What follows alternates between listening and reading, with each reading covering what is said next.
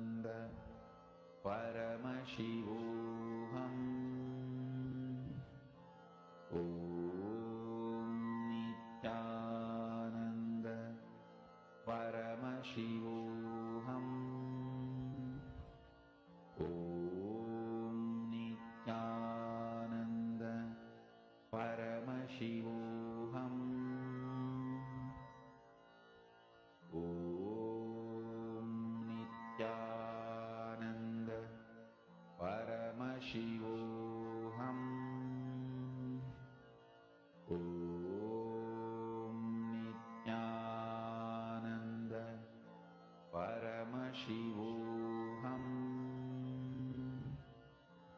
Om Nithyananda Paramashivoham. Om Nithyananda Paramashivoham.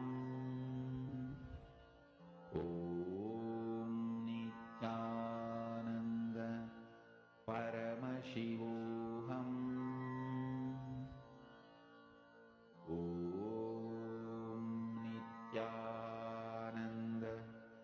Paramashivom. Nithyananda Paramashivoham. Om Nithyananda. Om Nithyananda. Om Nithyananda Paramashivoham. Om Nithyananda. Om Nithyananda Paramashivoham. Om Nithyananda Paramashivoham. Om Nithyananda Paramashivoham. Om Nithyananda Paramashivoham.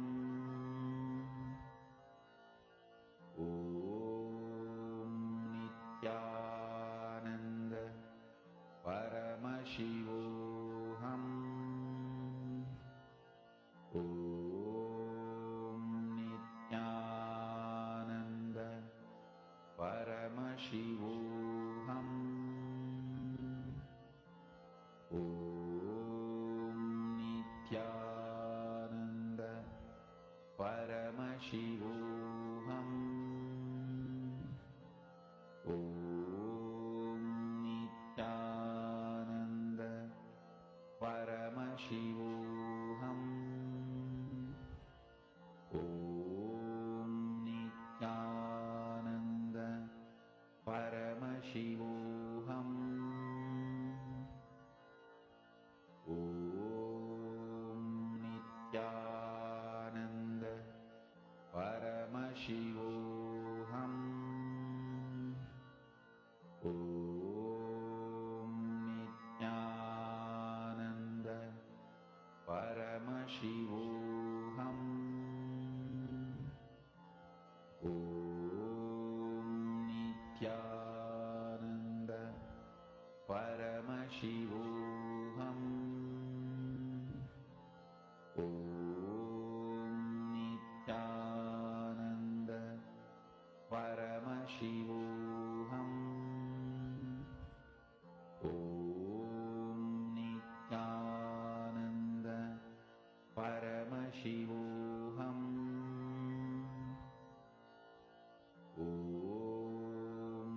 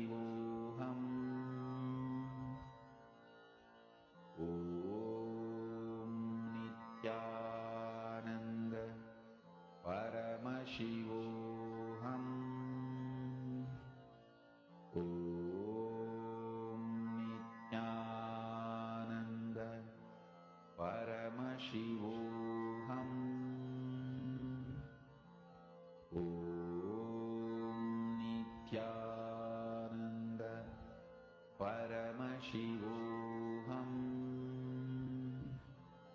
Om Nithyananda Paramashivoham.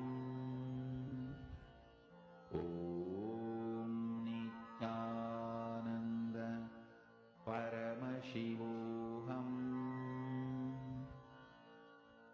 Om Nithyananda Paramashivoham.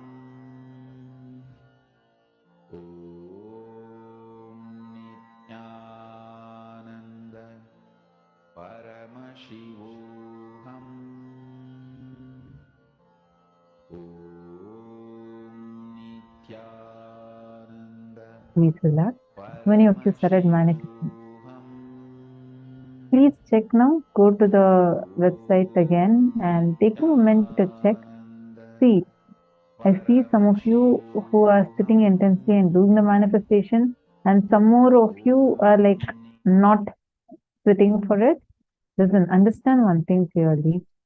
You sitting and spending this precious time for power manifestation. This is too important, and it will happen with ease because Swamiji has initiated you, and Swamiji will be the one who's going to be manifesting through you. You just sit, but hold on to will persistence. All right. Now let's enter into the next session. And in this session, Swamiji is going to be revealing to us on Swarupa Ananda. Let's listen to the revelation of Swamiji.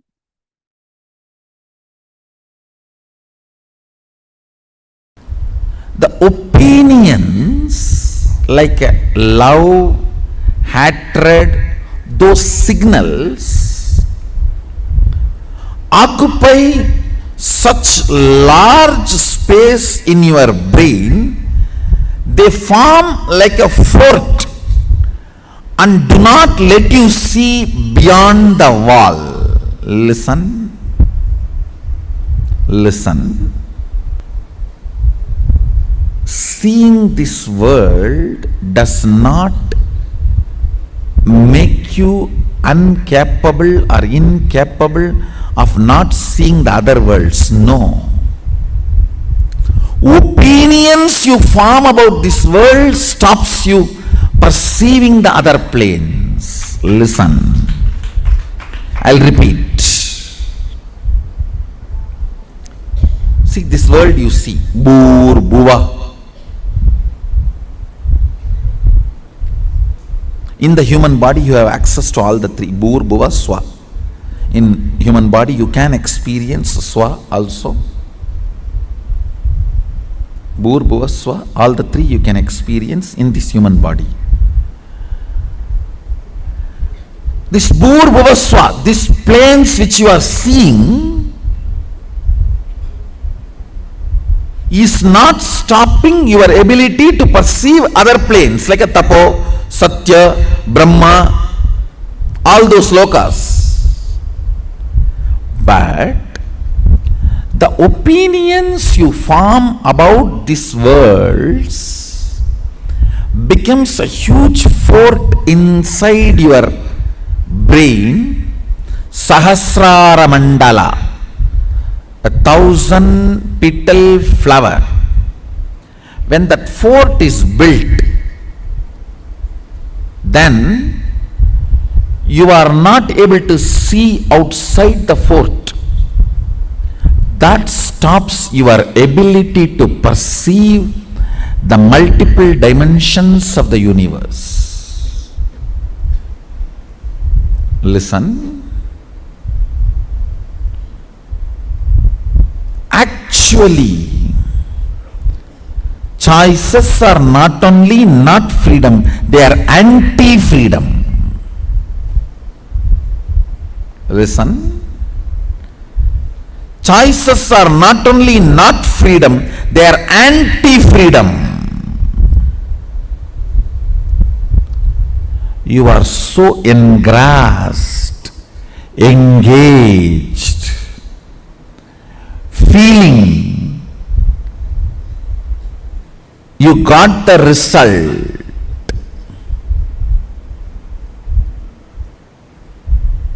because you do not know the way to check whether some stone is a diamond or a shining ordinary stone, you go on collecting your whole life something. Only when you are about to die, you discover a machine to check the diamond and you find out whole thing you collected is just faltu stone. Not even one is diamond.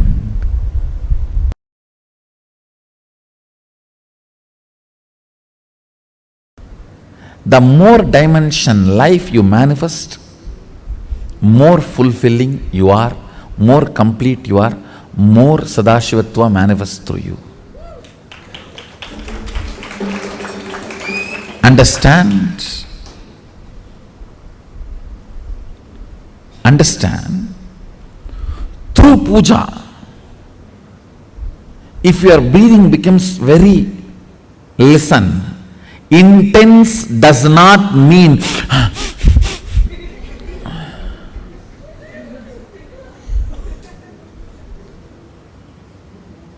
through dance, getting intense will have a different physical expression. That will naturally be like a big hyperventilation kind of a action. But through puja,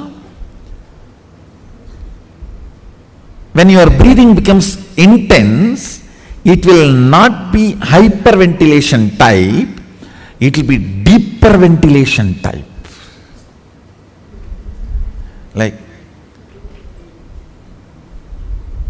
Sahasradala Pangaje Shagala Sida Rashmi Prabham Varabhayagarambujam Vimalaganda Pushpambaram Prasannavadanikshanam Sagala Devata Rupinam Smarechirasiyam Sagam Tatapimana Purvam Gurum. It's actually Dhyana Sloka for Guru. I can see very clearly Arunagiri Yogeshwara.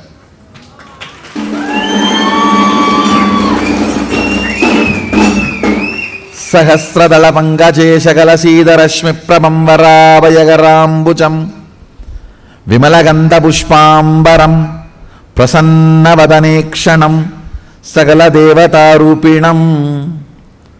On the 1,000-petal lotus, Varabhayagarambujam, Vara Abhayakara,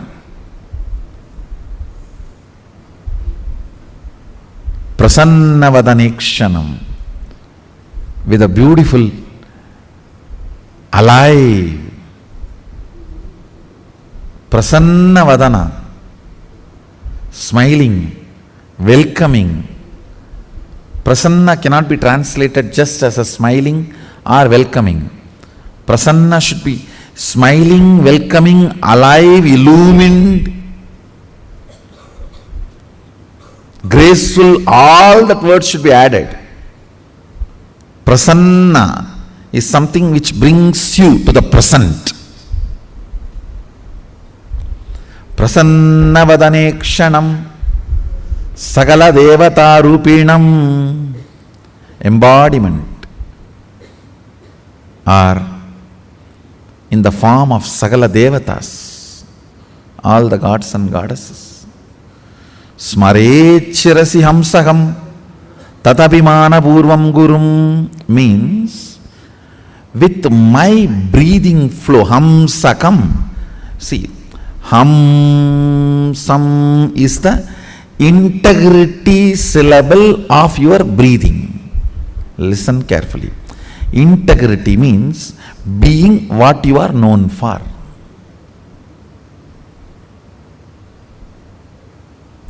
If a lion is known for something and it does that same, it is integrated to being a lion. An elephant is known for something and it is doing the same thing, it is integrated to being an elephant. If suddenly elephant starts eating the flesh, what will happen? He is not known for it. If he does for what he is known, he is integrated to it. So, The integrity syllable of your breathing is hamsam. Hamsam. This hamsam is the ajapa japa mantra, unchanted mantra which gets chanted continuously by the integrity of your breathing. When your breathing gets into your system and comes out, the natural sound it makes is called hamsa. Hamsam. Understand? Where this hum sound takes a turn of some sound is Sahasrara. That is where Guru is sitting. That is why it is called hum. Please listen carefully. That is why he is addressed as Hamsakam. Where the hum turns into sam, his akam resides there. That is his house. If the hum does not turn into sam, you are savam. Understand? If the hum, listen carefully. If the hum is 100 unit and sam is less than 100, 99, you are just aham. If the hum is 100 and sam is 100, you are hamsa, jiva, individual soul, who had pratyakatma chaitanya jagrata. If the hum is 100 and sam is 101, you are paramahamsa.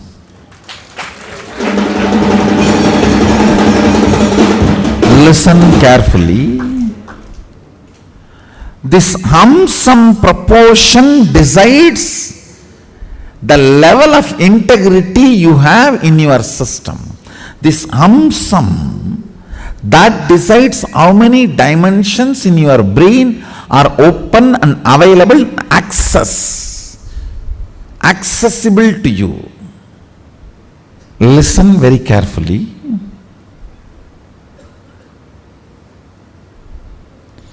If this hum is 100, sam is less than 100, you are in the plane of agam, human. Boo. If the hum is 100, sam is also 100, you are hamsa, jiva who is awakened. If the hum is 100, sam is even 101, you started entering into the Paramahamsa dimension. Means the Guru component has started manifesting in your jiva.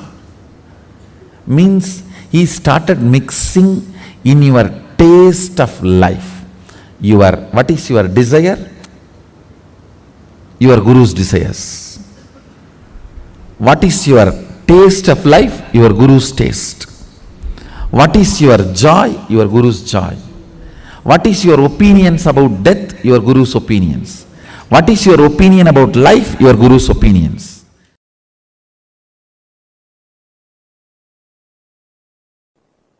If you start enjoying the narration you carry about you, Swarupa Ananda, and everyone around you enjoys the narration about you which they carry in them. In that space,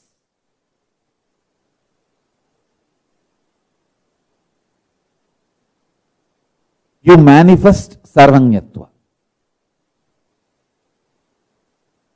Kailasa is the ecosystem to help you to enjoy the narration you carry about you, and everyone celebrates the narration they carry about you in them. You celebrate them, they celebrate you. In this kind of ecosystem, powers manifest just like that.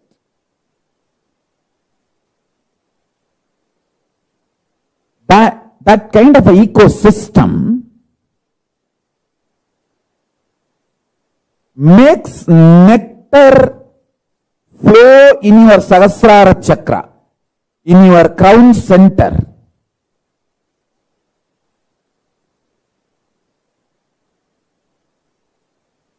Even when your guru initiates you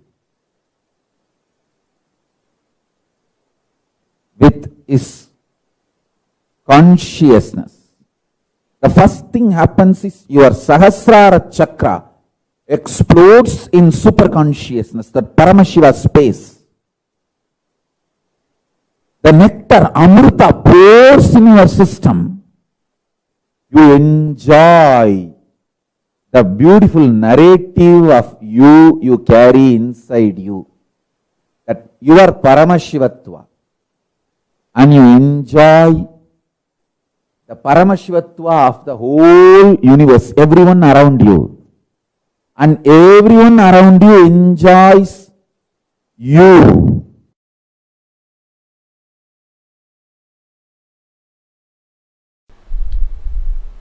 Let me come back to the subject. Listen. Whenever you are not able to hold the lit up 1,000 lotus petals, that Sahasrara, and come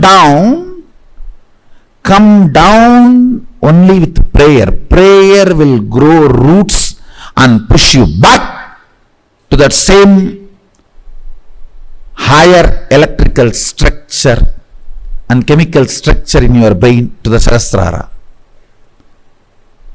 If you start analyzing, why am I not retaining? Maybe all the sins I have done.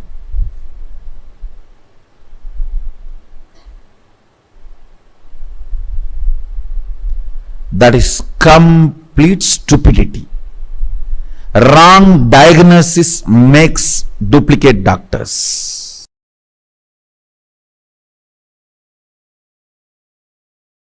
Listen carefully.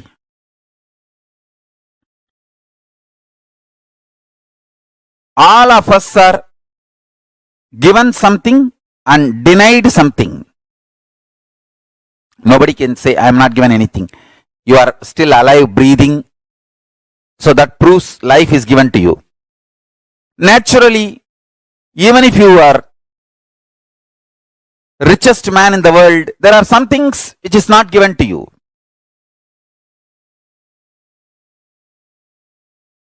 If you cultivate consciously a consciousness,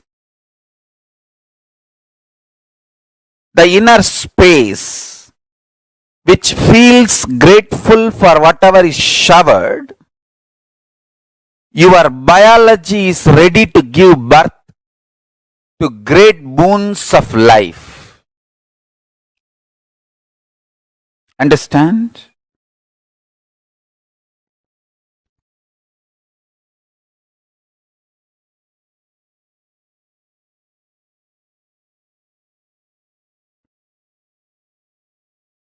Person who cherishes what is showered in the life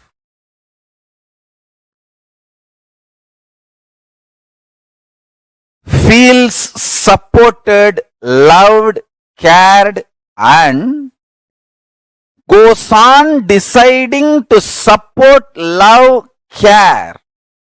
Understand? This space is heaven.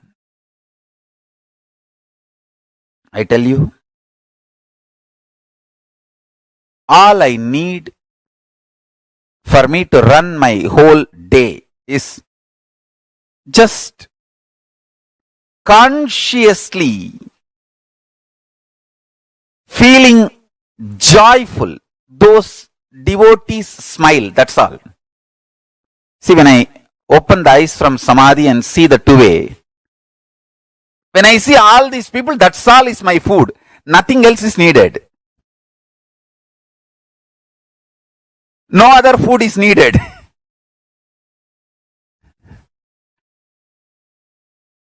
Understand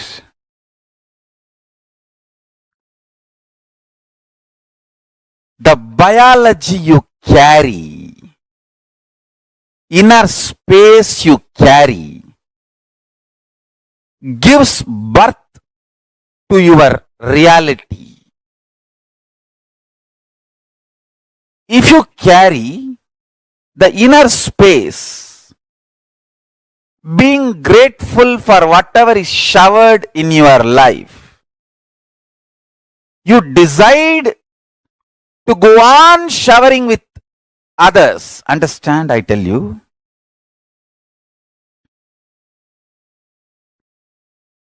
Whoever enjoys by contributing are gods, angels. Angels may not be the right word. What I wanted to convey is devatas. The Sanskrit word devatas. Maybe the rough translation in English can be gods and goddesses, not angels. Because devatas are much higher than angels. The concept of angels.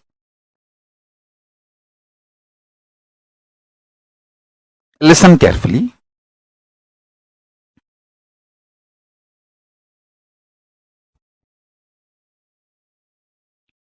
If you feel exploited, frustrated, you will go on vomiting poison, destroying, pulling down.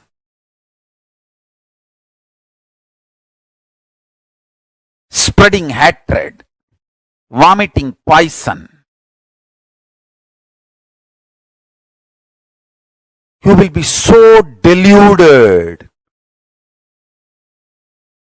You will know you are straight lying. And you will believe it is perfectly alright. That is the worst delusion. That's the worst delusion. Money gets more money. Integrity gets more integrity.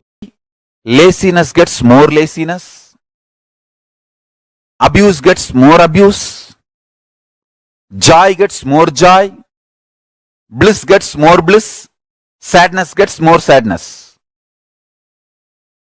What you work for, you get that. I tell you, listen carefully. I really tell you.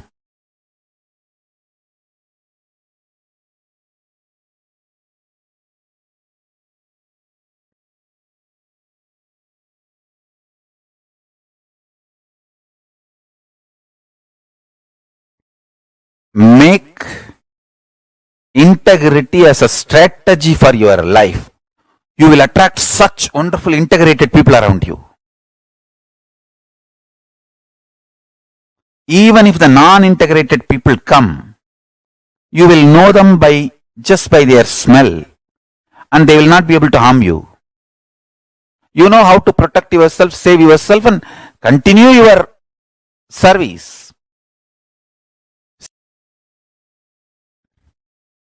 Love for the consciousness. Love for the existence. Understand? The source of life is all about going on contributing.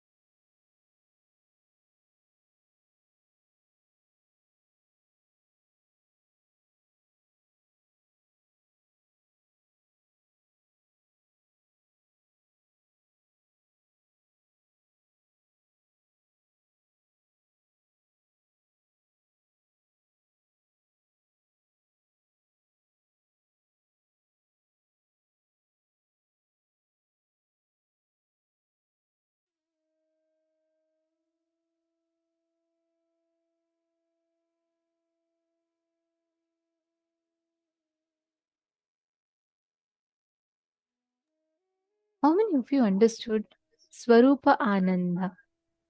Swamiji so beautifully explained about what integrity is. Integrity is you reverberating with your purpose. The purpose of why you want to do what you want to do. Integrity. Understanding, flowing in life with gratitude makes you manifest Sadashiva, makes you manifest Paramashiva as he is. Just being integrated. When you are, see, all the opinions that you form about everything on the outside stop you perceiving the other planes. Swamiji was chanting the Dhyana Shloka, right? Of the Guru. And then Swamiji described how prasanna means something that brings you to the present. So integrity is being what you know, what you are known for. If an elephant starts eating meat, it is non-integrity. Because what being integrated, being what you are known for is integrity. All the opinions you form about this world stops you from perceiving what exists in the other planes.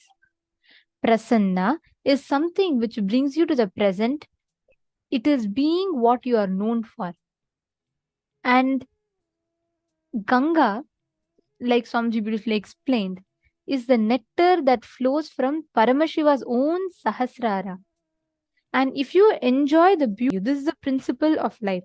And this is the way, simple way that you can access everything on the outside.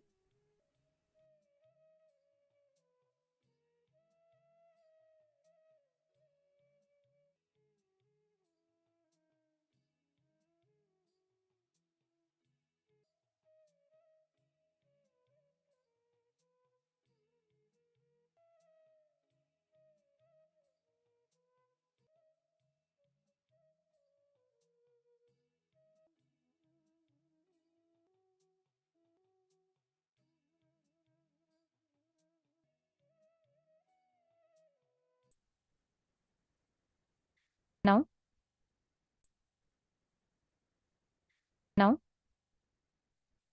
powerful Kriya. So it is sincerely sitting through your night. Yes, Kriya. So I request every one of you to prepare.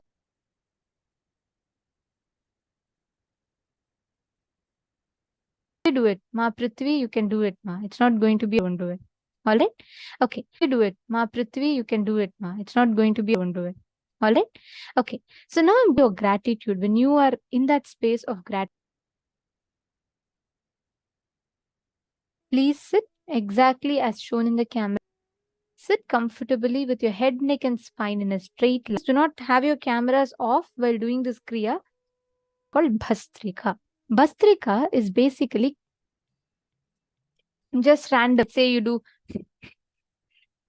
breathing, where your breathing is not rhythmic or it's not slow. It should be breathe.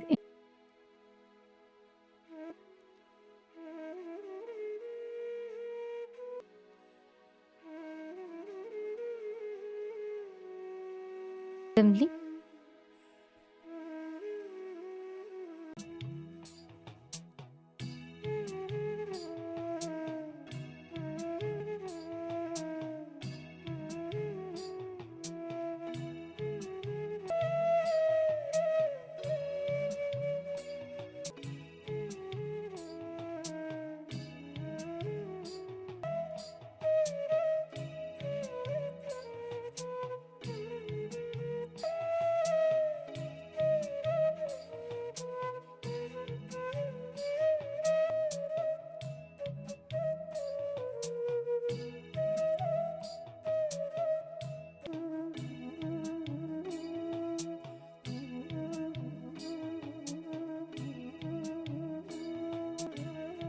Without any rhythm or pattern in your breath.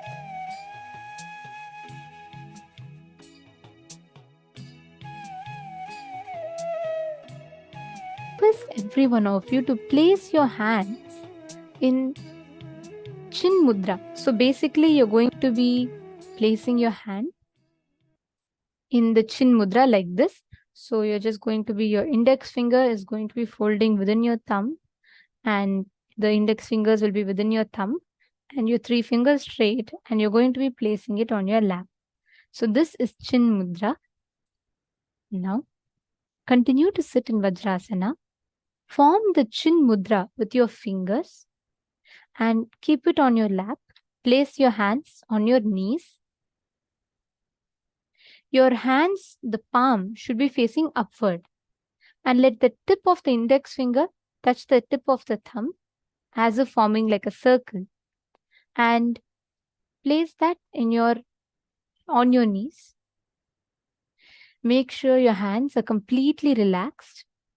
For the next 7 minutes, you are going to be humming. You're going to be intensely only humming.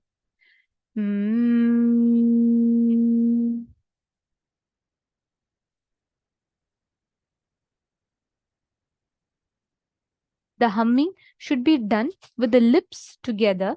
Don't open your mouth. There should be no sound coming from your mouth. It should come from your navel center.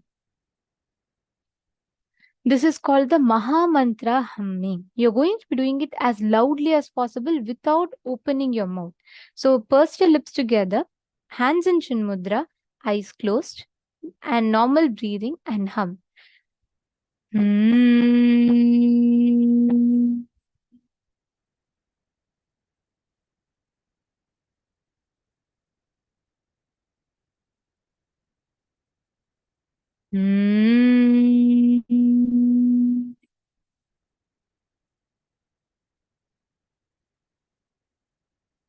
I request every one of you to do this step for the next 7 minutes.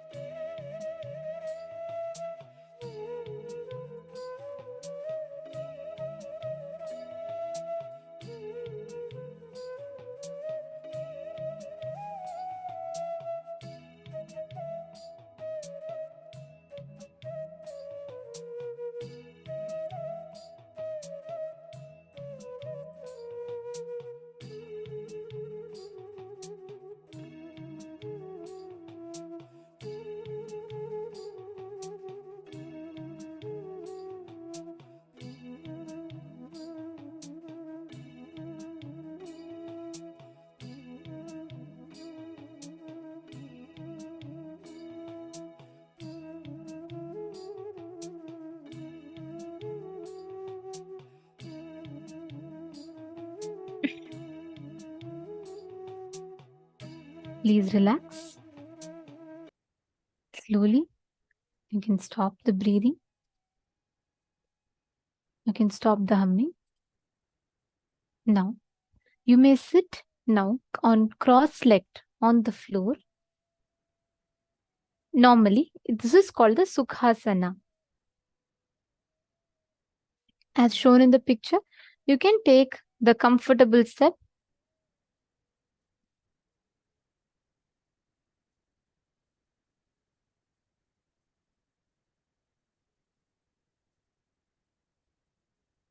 Now, you're going to be bringing your entire awareness on the Mooladhara Chakra. Mooladhara Chakra is the base of your spine. Bring your complete awareness to the Mooladhara Chakra.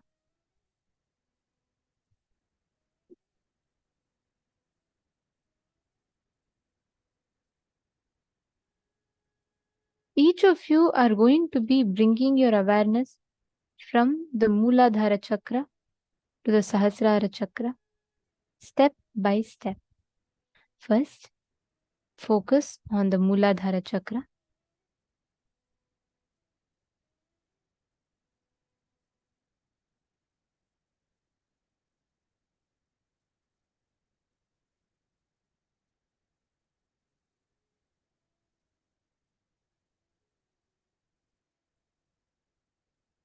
Bring your complete awareness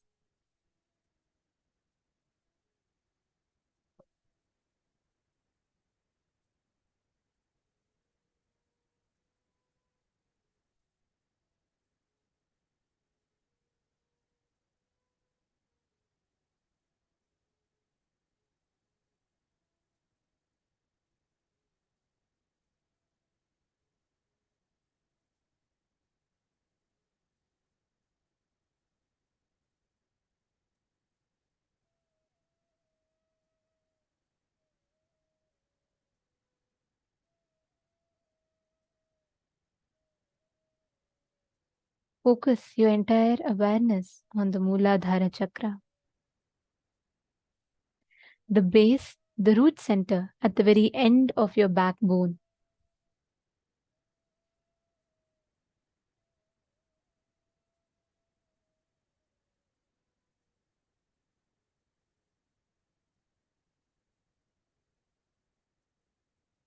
Slowly, move your awareness to the Swadhisthana Chakra, 2 inches above the Mooladhara, which is just right below your navel center.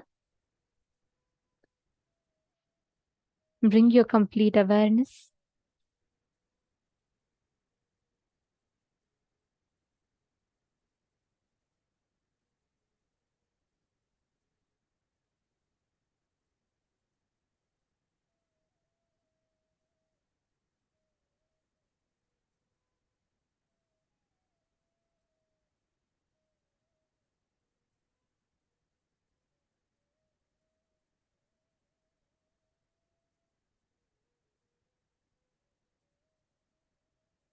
Next, move your awareness to the Manipuraka Chakra, exactly at your navel center. Bringing your complete awareness at your navel center.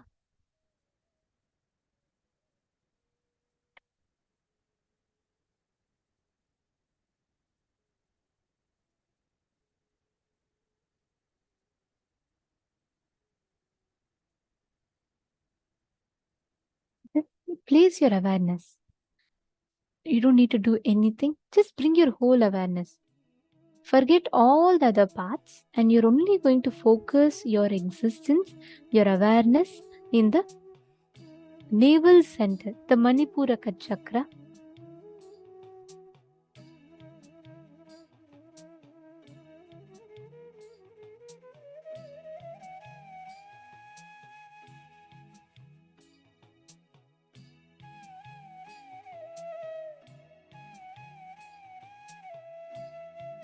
Experience yourself completely in the Manipuraka Chakra.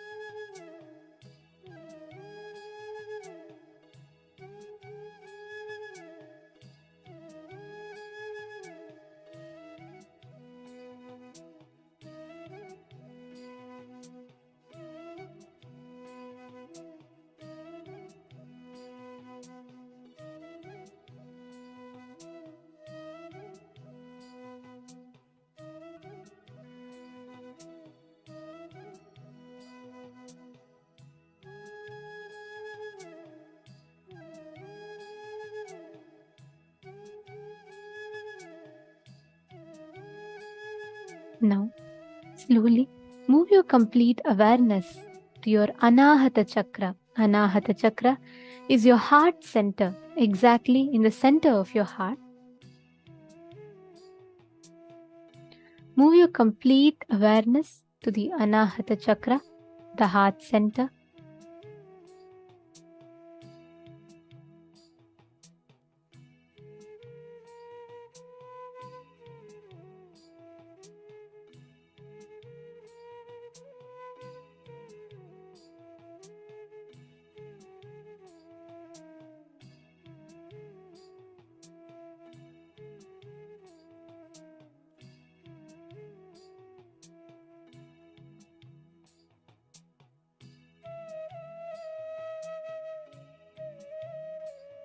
Focus your complete awareness just on your heart center.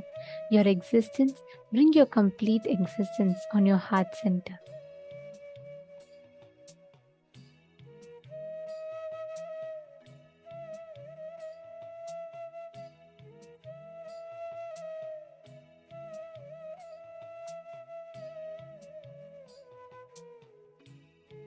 Now, from your Anahata, move to the Vishuddhi Chakra, your throat center region. Completely bringing your whole awareness through the throat center and bring your complete awareness there. Focus your complete existence on the throat center, the Vishuddhi Chakra. You can even put your hand in your Vishuddhi Chakra. Bring your complete awareness there. Do not fall asleep. Do this process sincerely.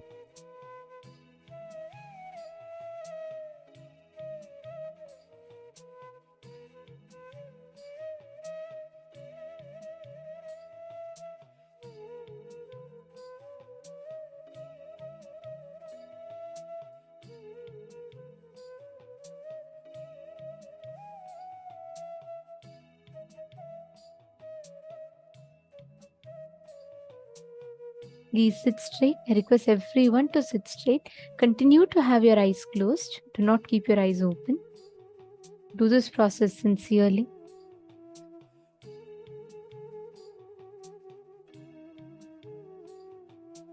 This will completely awaken that space of gratitude, your innate energy inside of you.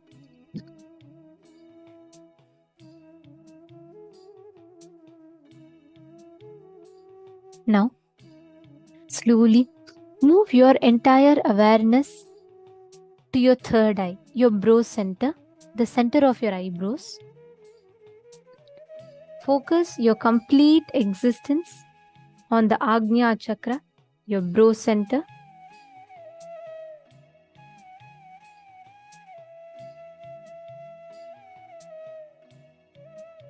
Bring your complete awareness. Experience your existence in the brow center. I request all the participants to sit straight. Do not slouch. Please sit straight.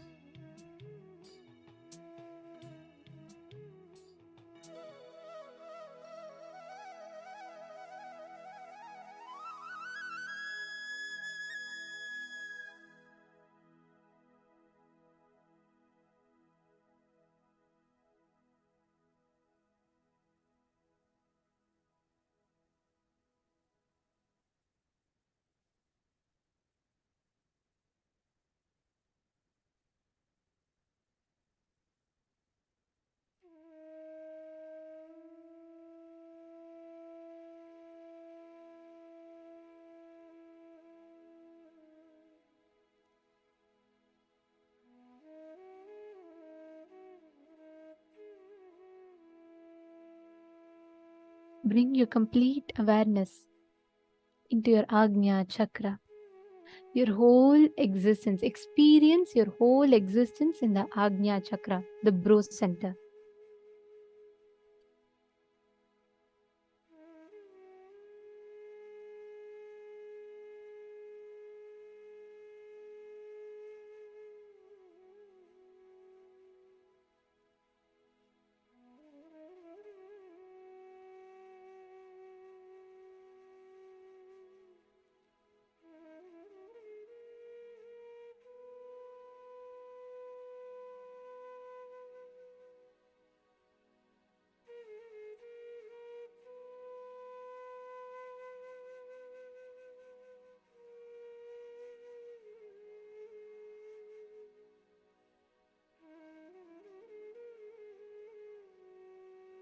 Now, move your complete awareness to your Sahasrara chakra through the crown center, the top of your head. To the complete top of your head, just move your complete awareness to the Sahasrara chakra.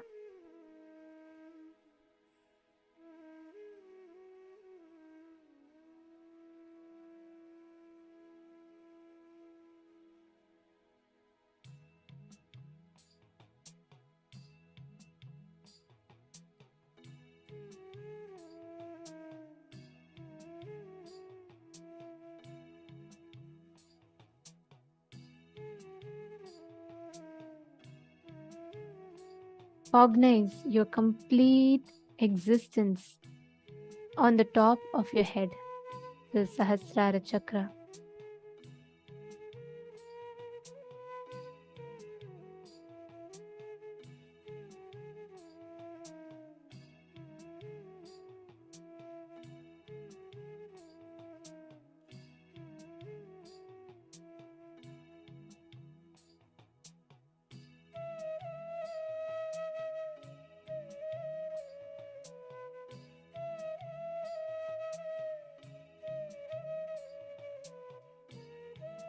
Cognize your complete existence, the Sahasrara chakra.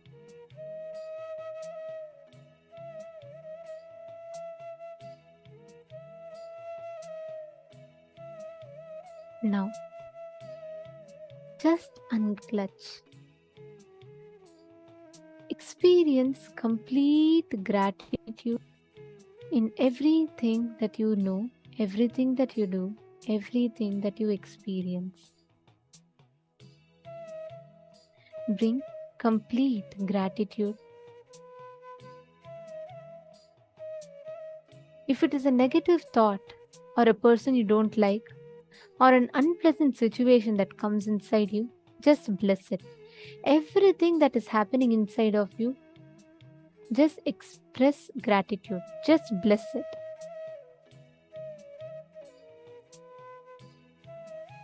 Express, experience gratitude.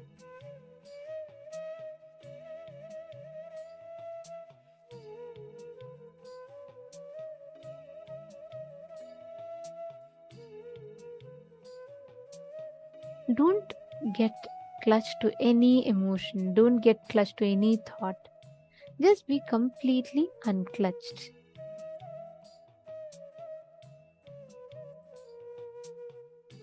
Unclutch from everything. Express gratitude for every single thing that life is offering to you. If you remember something unpleasant, offer your gratitude to it.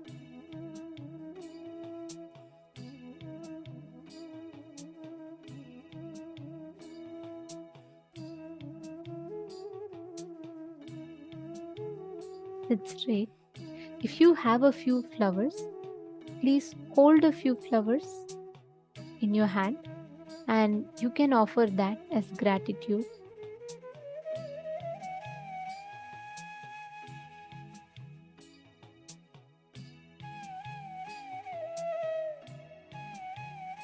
Offer gratitude to every single person in your life. All the wrong situations, all the right situations, all the situations. Offer your gratitude. Hold a few flowers in your hands. Close your eyes. Concentrate. Bring your complete awareness on the Sahasrara chakra. Forget all the other parts of your body. Experience your existence only in the Sahasrara chakra.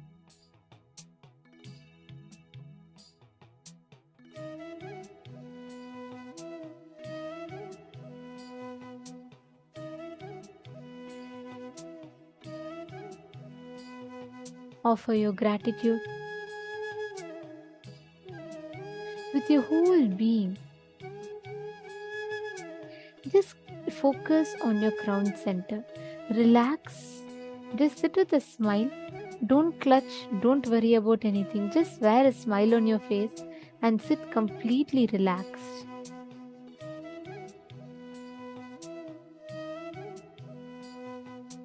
Remember your mother. Offer your gratitude to her for giving birth to this body. Give gratitude to her with your whole being, just for the fact that she gave birth to your body.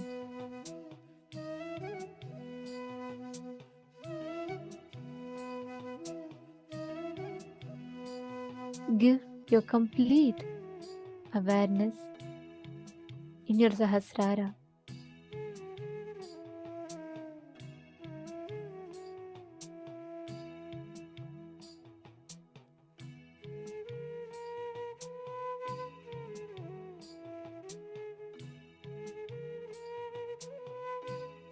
Offer your gratitude to her with your complete being for the very fact that she gave birth to you.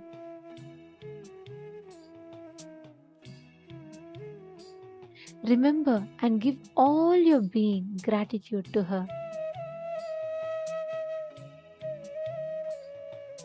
Next, offer your gratitude to your father for giving you this life and providing you with all the needs. Offer your gratitude. Don't have any calculations, don't have any thinking. Offer your gratitude just for the sake of offering your gratitude. Bring in your complete gratitude from your whole being. Offer your gratitude to your father.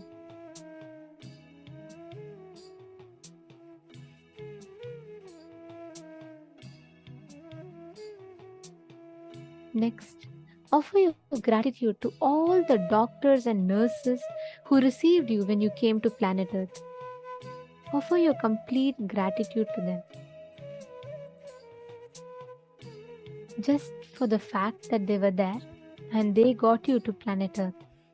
Offer your complete gratitude to them.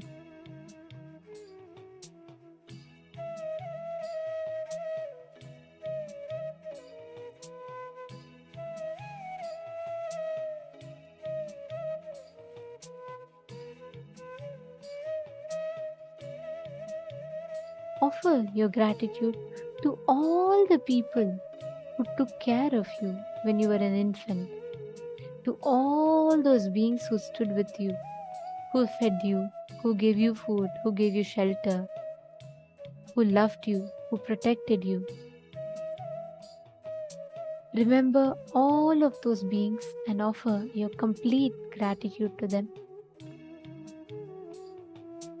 Offer your gratitude to them just because they did. That's all. No other calculation. Don't try to find reasons for for offering gratitude. Just offer gratitude.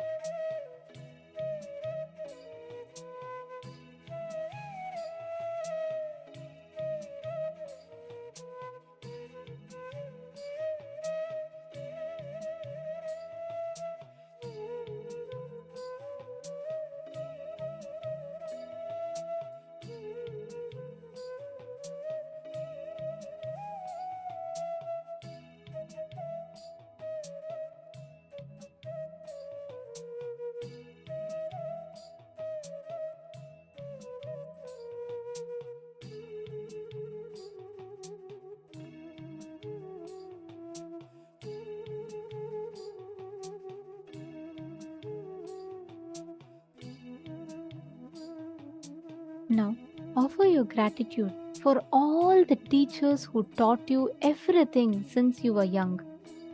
For all the care, the love that they gave you, offer your gratitude to them. Remember all your friends in your young age school. Offer your gratitude to them. All of them made your life blissful, joyful. All those who shared their innocence and joy with you, offer your gratitude to them. Offer your gratitude to your brothers and sisters and other relatives for nurturing you, for caring for you. Seek their forgiveness for any hurt that you may have caused them, intentionally or unintentionally, consciously or unconsciously. Offer your gratitude to all the people who gave you professional education, who helped you stand in your profession, who gave you the courage to stand in your own feet. Whatever phase of the life that you might be in, offer your gratitude to every single person who supported you. Offer your gratitude to all the people who helped you financially whenever you were in need of it. Offer your gratitude to all the doctors and nurses who took care of you, who gave you the medical assistance whenever you needed it. Offer your gratitude to your wife or husband for giving you love and security in your life. Forgive them for anything that they might have done to you that hurt you. Seek their forgiveness you have done to them which have hurt them.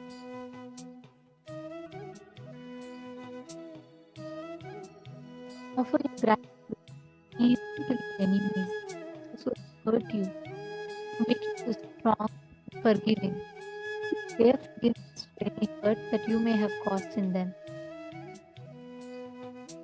Offer your gratitude to all of them who helped you physically, mentally, in every level, economically, spiritually.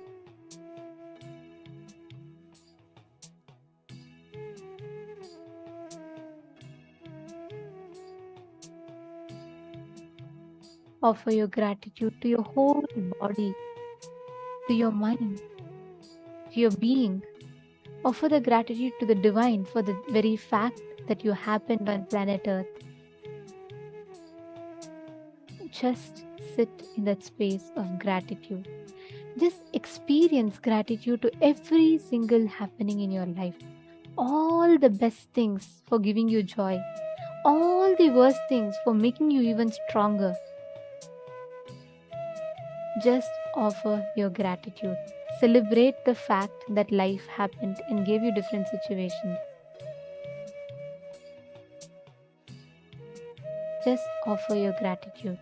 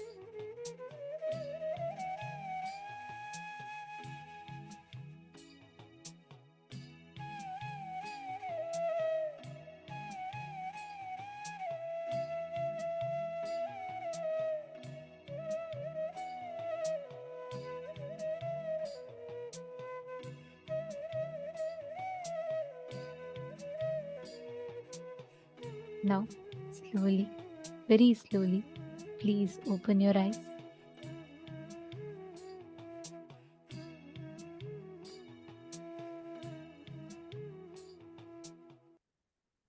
How do each of you feel now after doing this powerful meditation? How is the experience for each and every one of you that are here? See so much of bliss, smile. These are really enjoying it even through the meditation. It's so nice to see so many of you feeling blissful. Wow. It's really, really nice to see so many of you sitting with so much of gratitude overflowing through you. Understand this gratitude. Swamiji says, gratitude is the greatest attitude to have in your life.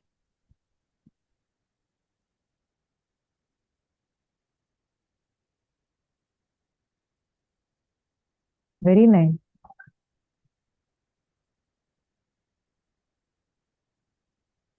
Beautiful meditation. I just enjoy it all my life. Beautiful. Lovely. Just be in the same space that you are right now in.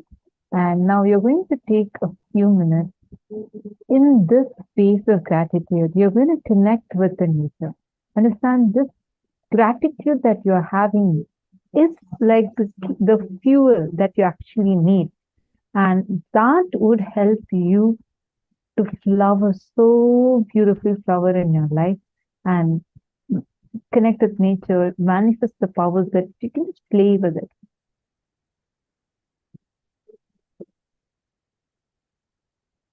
Shall we all enter into power manifestation? Okay, who all were already able to alter weather temperature? From morning, you've been able to manifest this power.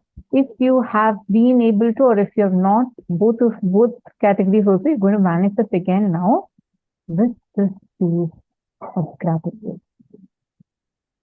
It will be really powerful, really, really powerful. Take a few minutes, just connect with the atmosphere around you. You're going to start altering the temperature of the place that you are in. Let's start with that. Just connect. You can literally start feeling the air changing. First, take a few minutes, measure the temperature. Go to any website like accuweather.com is one of the websites that we know. Any website, there are so many websites that give you the exact temperature. Go to anything. Your temperature should not change because of some AC or something.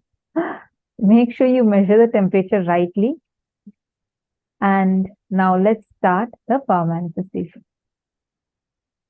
Please chant the Mahavakya. Continue to be in the space of gratitude.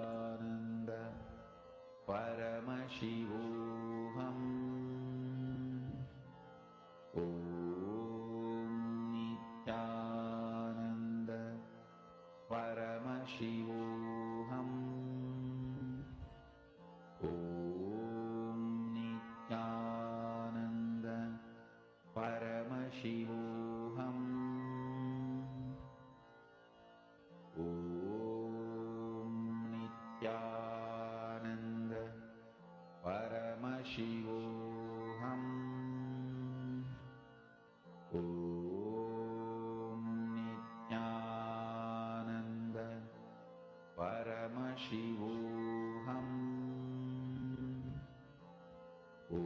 Om Nithyananda Paramashivoham.